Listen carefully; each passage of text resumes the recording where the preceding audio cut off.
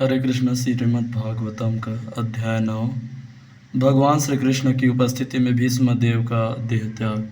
सूत उवाच इति भीतः प्रजा देहात् सर्वधर्म विवित्सया ततः विनशनं प्रागात् यत्र देवव्रतः अपतत्। सुत उवाच, श्रील सुत गोस्वामी ने कहा, इति इस प्रकार, भीतः डरे हुए, प्रजा देहात प्रजा के मारे जाने से, सर्व समस्त, धर्मा धर्म के कार्य, विवित्सया जानने हेतु, ततः तत्पश्चात, विनशनम युद्ध स्थल, प्रागात वे गए, यत्र जहाँ, देवव्रतः भीष्मदेव, अपतत देह त्याग के लिए लेटे थे। अनुवाद। श्री सुत गोस्वामी ने कहा, कुरुक्षेत्र के युद्ध स्थल में इतने अधिक मनुष्यों का वध करने के कारण घबराए हुए महाराज युधिष्ठिर उस स्थल पर गए जहां नरसंहार हुआ था।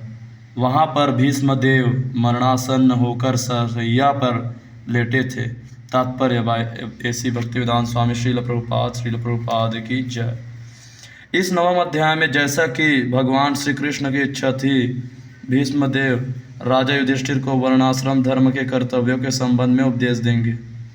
भीष्मदेव इस मर्त्य लोक से प्रयाण करते समय श्री भगवान से अंतिम प्रार्थना भी करेंगे और इस प्रकार भावी भौतिक कार्यों के बंधनों से मुक्त हो जाएंगे। भीष्मदेव को वरदान था कि वे इच्छानुसार देह त्याग कर सकते हैं और वे अपनी इच्छा से ही इस प्रकार सरसैया पर लेटे थे। इस महान योद्धा का इस प्रकार से देह त्याग समस्त समकालीन श्रेष्ठ पुरुषों को आकृष्ट करने वाला था। अतएव सभी मनुष्य इस महात्मा के प्रति अपने प्यार, सम्मान तथा स्नेह की भावना प्रदर्शित करने हेतु वहाँ एकत्र हुए। तदा ते भ्रातरः सर्वे सत अश्वः स्वर्णभूषितः अन्वगच्छन् रथ विप्राह व्यासधौम्य आदयः तथा।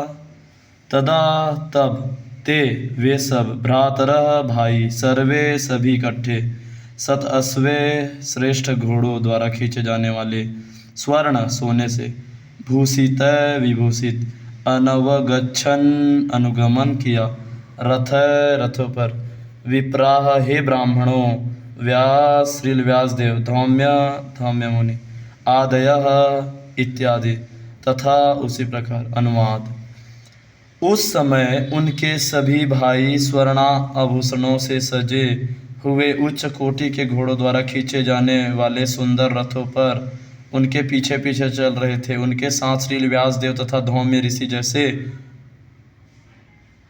पांडवों के विद्वान पुरोहित तथा अन्य लोग थे।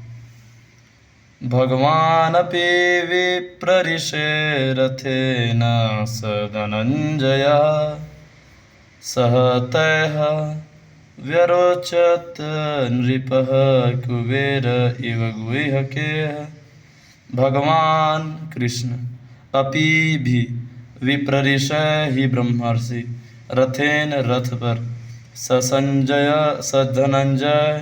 धनंजय अर्जुन सहित सह वे तय उनके द्वारा व्यरोचत अत्यंत राजसी प्रतीत हो रहे थे नृप राजा युधिष्ठिर कुबेर देवताओं का खजांची कुबेर इव सदृश गुह्यक नामक साथियों से।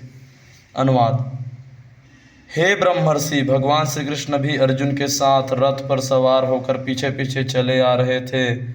इस प्रकार राजा युधिष्ठिर अत्यंत राजसी प्रतीत हो रहे थे, मानो कुबेर अपने साथियों गुह्यकों से घिरा हो।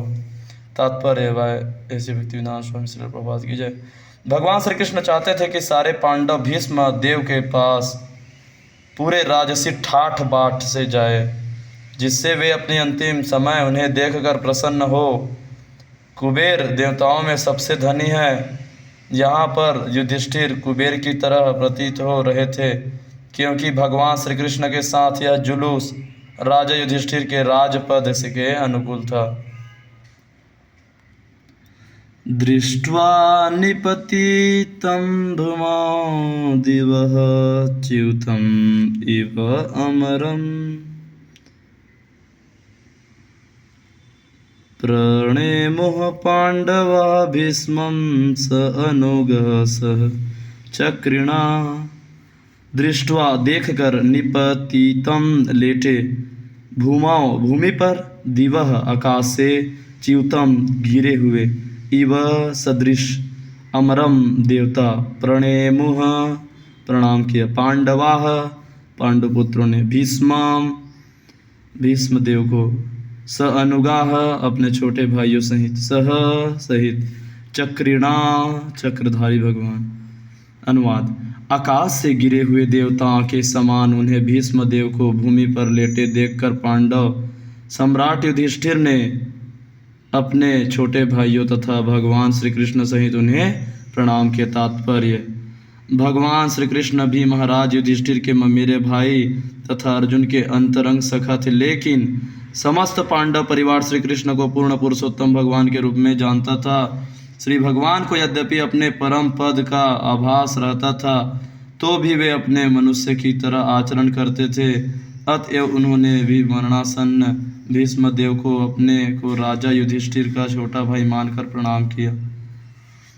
तत्र ब्रह्मा ऋषयः सर्वे देव ऋषयः च सत्तमा राजऋषय च तत्र आसन् द्रष्टुं भरत पंगुवम्।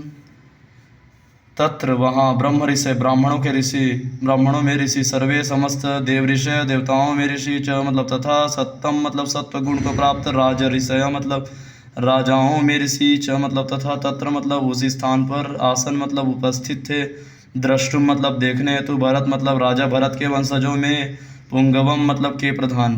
अनुवाद।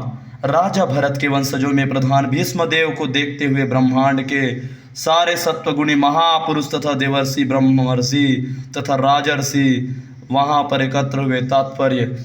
ऋषि वे हैं जिन्होंने आध्यात्मिक उपलब्धि द्वारा पूर्णता प्राप्त की है। ऐसी आध्यात्मिक उपलब्धि कोई भी अर्जित कर सकता है, चाहे वह राजा हो या साधु हो। भीष्मदेव स्वयं ब्रह्मर्षि थे और राजा भरत के वंशजों में प्रमुख थे। समस्त ऋषि सतोगुणी होते हैं। वे सभी महान योद्धा की आसन्न मृत्यु का समाचार सुनकर वहां एकत्र हुए थे। पर्वतः नारदः धौम्यः भगवान् बादरायणः बृहदश्च भरद्वाजश्च शिष्यः रेणुकासुतः वसिष्ठः इन्द्रप्रमदः त्रितः गृत्समदः असीतः कक्षिवान् गौतमः अत्रि च कौशिक सुदर्शना। पर्वत मुनि, नारद मुनि, धौम्य ईश्वर के अवतार, श्री व्यास देव, बृहदश्च भरद्वाज, सशिष्य मतलब अपने शिष्यों सहित, रेणुकासुत परशुराम, वशिष्ठ, इंद्रप्रमद, त्रित, गृत्समद, असित, कक्षिवान, गौतम, अत्रि तथा कौशिक अथ तथा सुदर्शन। अनुवाद। पर्वत मुनि श्री नारद मुनि, धौम्य ईश्वर के अवतार श्री व्यासदेव, बृहदश्च भरद्वाज, परशुराम तथा उनके शिष्य वशिष्ठ, इंद्र, प्रमद, चित्रित, गृत्समद, असित, कक्षिवान, गौतम, अत्रि, कौशिक तथा सुदर्शन जैसे सभी ऋषि वहां उपस्थित थे। तात्पर्य पढ़ते। पर्वत मुनि सबसे श्रेष्ठ मुनि माने जाते हैं। वे श्री नारद मुनि के लगभग निरंतर संगी होते हैं। वे अंतरिक्ष यात्री भी है जो किसी भौतिक यान की सहायता के बिना वायु में यात्रा करने में समर्थ है। पर्वत मुनि भी श्री नारद मुनि के समान ही देवर्षि अर्थात देवताओं के महान ऋषि है। वे महाराज परीक्षित के पुत्र महाराज जनमेजय के यज्ञ के समय श्री नारद मुनि के साथ उपस्थित थे। इस यज्ञ में विश्व के समस्त पापों का विनाश किया जाना था। पर्वत मुनि तथा श्री नारद मुनि गंधर्व भी कहलाते हैं क्योंकि वे श्री भगवान की महिमा का गायन करते हुए आकाश में विचरित कर सकते हैं। चूँकि वे आकाश में विचरण कर सकते हैं, अतएव उन्होंने वहीं से द्रौपदी का स्वयंवर अपने पति का चुनाव देखा था। श्री नारद मुनि की तरह पर्वत मुनि भी स्वर्ग के राजा इंद्र के दरबार में जाया करते थे। गंधर्व के रूप में कभी कभी एक महत्वपूर्ण देवता कुबेर के राज दरबार में जाते थे। एक बार श्री नारद मुनि तथा पर्वत दोनों के ही सामने महाराज संजय की पुत्री के कारण समस्या आ खड़ी हुई। सृंजय महाराज सृंजय को पर्वत मुनि के वरदान से पुत्र लाभ हुआ। श्री नारद मुनि का पुराणों की कथाओं से गहरा संबंध है। उनका वर्णन श्रीमद् भागवत पुराण में हुआ है। अपने पूर्व जन्म में वे एक दासी के पुत्र थे, लेकिन शुद्ध भक्तों की संगति में उनमें भक्ति का संचार हुआ और अगले जन्म में वे अद्वितीय सिद्ध पुरुष बने। महाभारत में उनके नाम का उल्लेख कई स्थानों पर हुआ। वे प्रमुख देवर्षि हैं। वे ब्रह्मा के पुत्र तथा शिष्य हैं। उन्हीं से ब्रह्मा के आगे की गुरु शिष्य परंपरा का प्रसार हुआ। उन्होंने प्रहलाद महाराज, ध्रुव महाराज तथा अनेक विख्यात भगवत भक्तों को दीक्षित किया। यहाँ तक कि उन्होंने वैदिक ग्रंथों के प्रणेता श्रील व्यास देव को भी दीक्षा दी।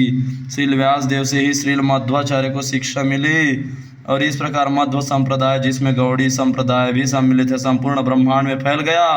श्री चैतन्य महाप्रभु का संबंध इसी मध्व संप्रदाय से था।